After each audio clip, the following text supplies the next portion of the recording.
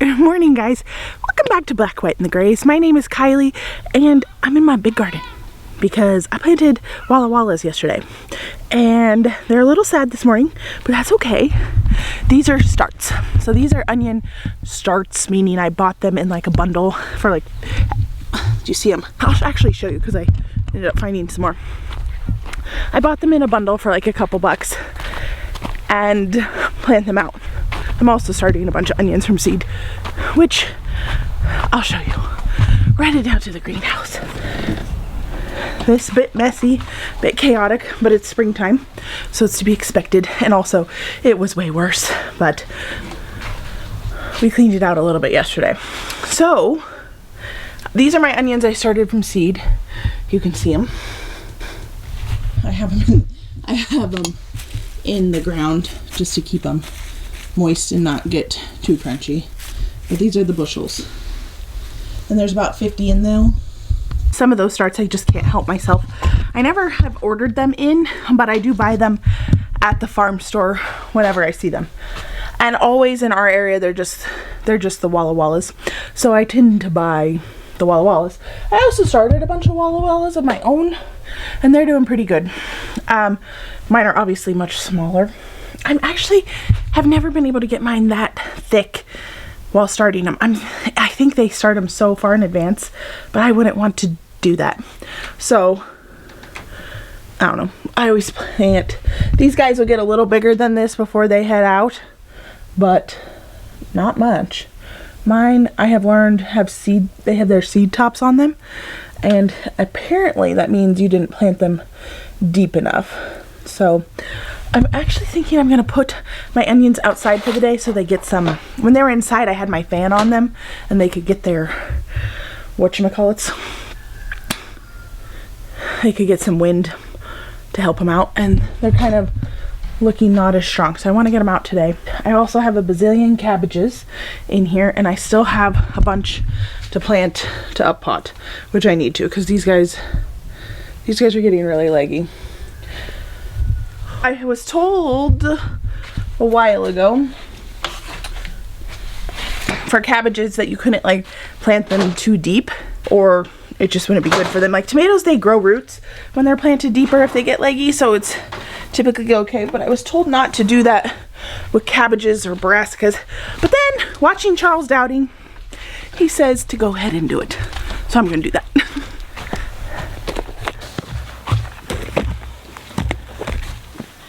I think I've talked about this a little bit every year, but I think it's always good to repeat myself sometimes as I learn more. I'm not an expert by any means, and onions are something I've really tried all the different ways to start onions. They have the little sets, which are the little bulbs. I highly recommend not ever using those. So an onion is a biannual, which means it goes to seed and flowers every other year.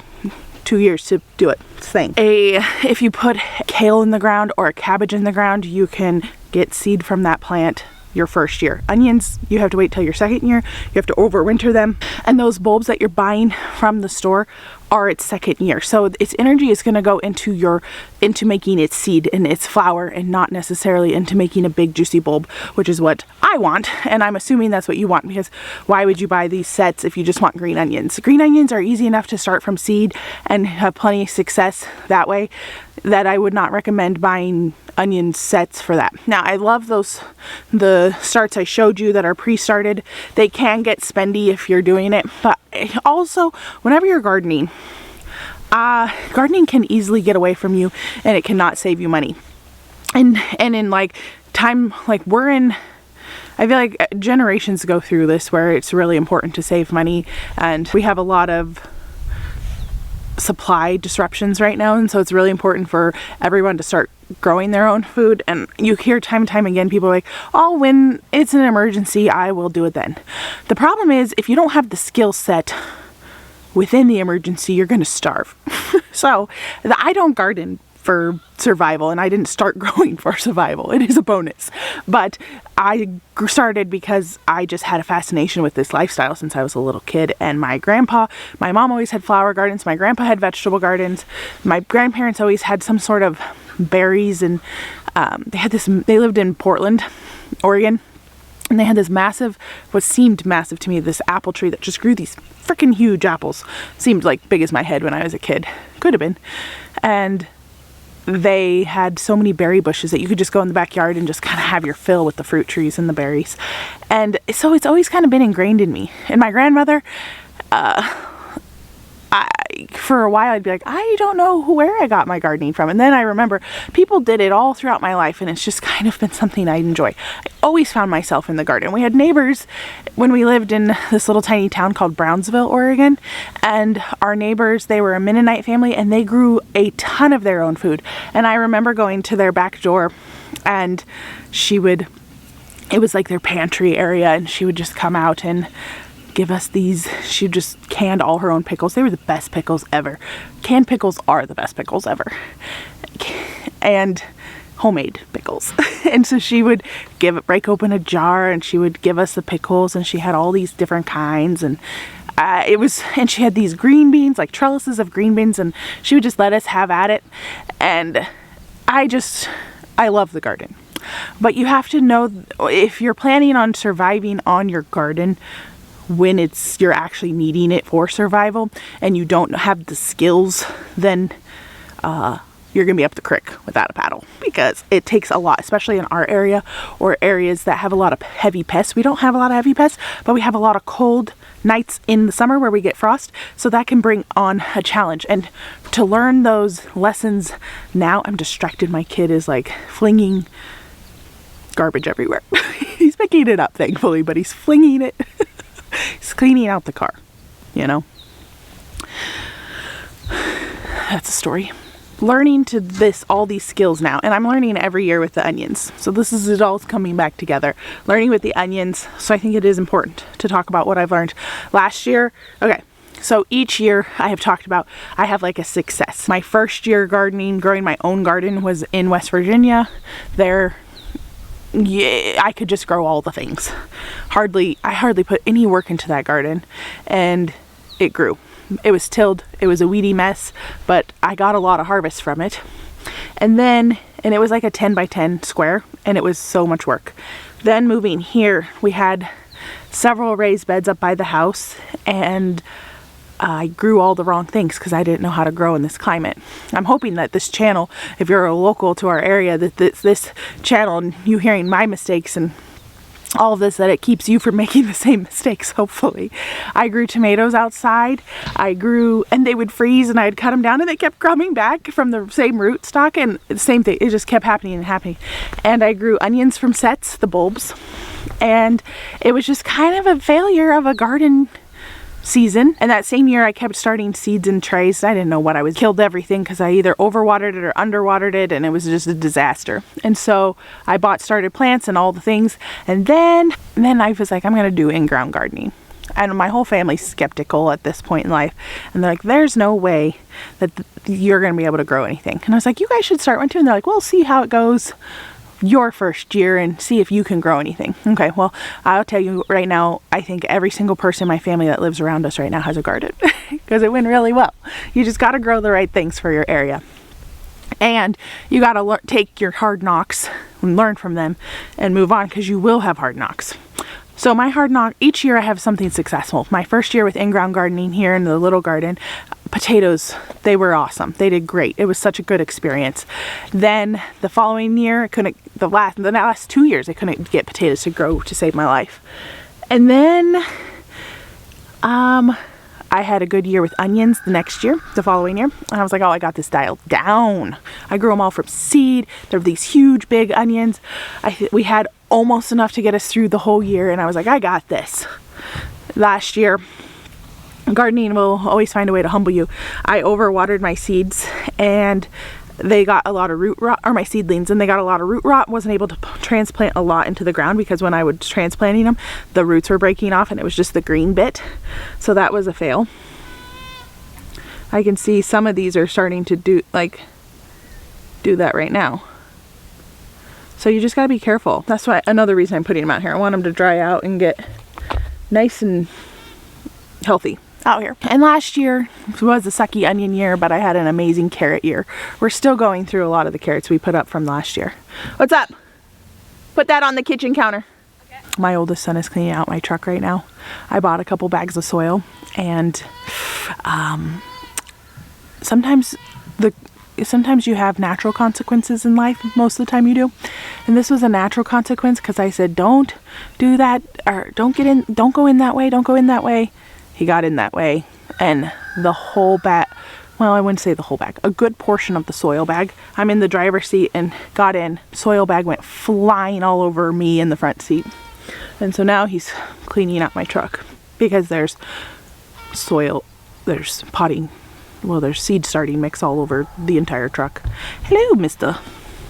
This is Fraser, not Murtaugh. Okay, so there's that onion debacle. If you want to buy starts, I think that's great. I do feel like it is a bit, you're getting your onions, whatever. You're spending way more money than doing it. Dixondale Farms is a really popular place to get them. Obviously, lots of other places have them too. You can get them at your stores right now. Our Bi-Mart has them, and our Wilco has them. Just the Walla Wallas, though. I haven't been able to find any storage onions local, which are what I am really focusing on growing.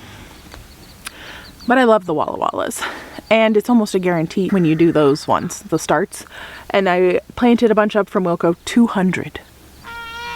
And then I went to Bi-Mart yesterday and I saw some more, and they were like only at $2 and some, and I was like, oh, I gotta do it. Because each packet is like 50 in though, 50 to 60 is in one of those, and I got 4. And you have to think like, okay, $2, they say it was $2.50, $2.20, $2.50, whatever. Even if it was $3 for, and say that only 35 onions take out of the 50. Can you buy onions, 35 onions for $2.50, $3? No.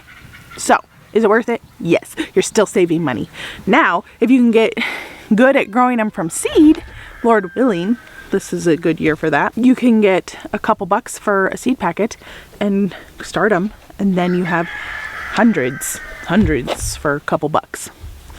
So that's worth it to me. Anyway, so there's my chat. These are gonna get out here, multi-purpose dry out so they don't get root rot, and also get some wind resistance on them. I have so many cabbages I gotta plant out. I didn't think my cabbages were all gonna do well. Hey!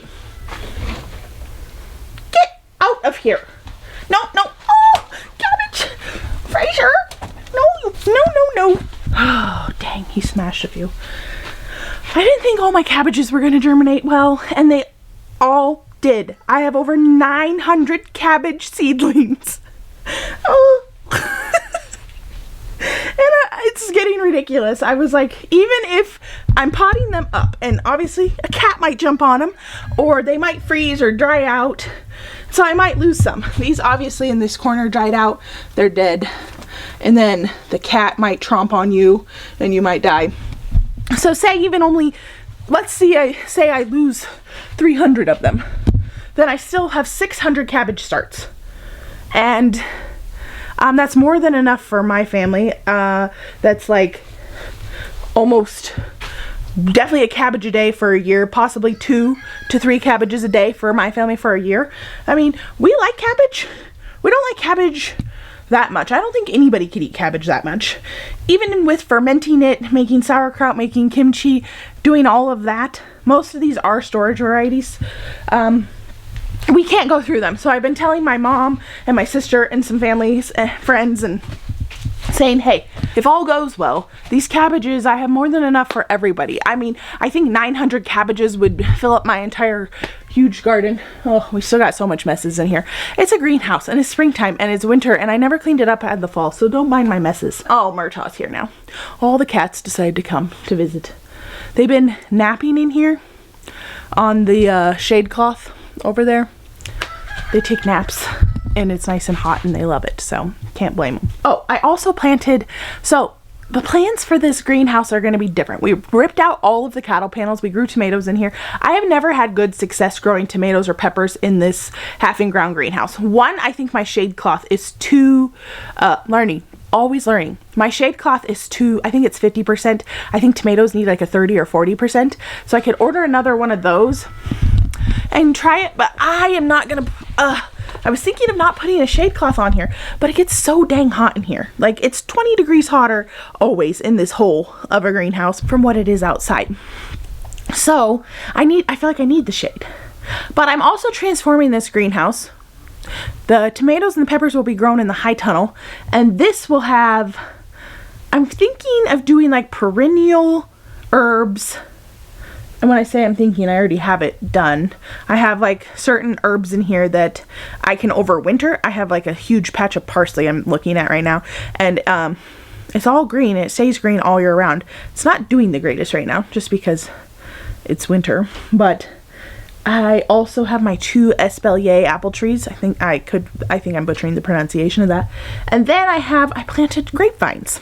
So I think I'm gonna get a few more grapes. I think I can get some, like 4 more grapes, and this back right here will be grapevines. Can't grow grapes because of the frost unless you're willing to cover them in our area. And then herbs. Rosemary, it can't really survive out there. You'd think it'd be more hardy with its woody kind of feeling. And yeah. So rosemary, lemon balm, it's hardy to a sense where it'll definitely survive in the winter. In here, it doesn't survive. It's an annual out in the garden. It'll handle the frost in the summer and it does fine, but never comes back. So if I do rosemary and lemon balm and some other frost tender herbs I would love for teas, herbal medicine, all the things